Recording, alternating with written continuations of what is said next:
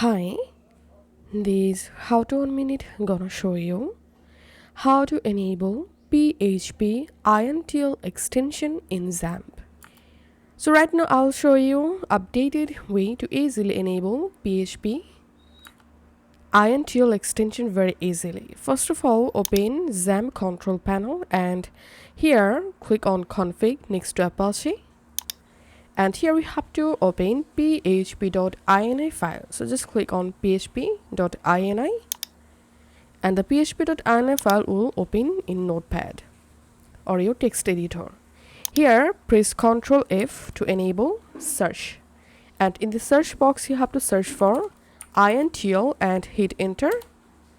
And here you will find intl extension.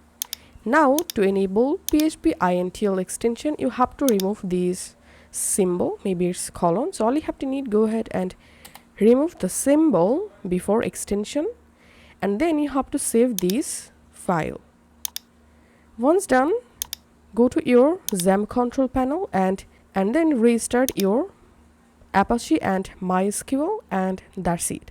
You've successfully enabled php.intl extension in Xampp.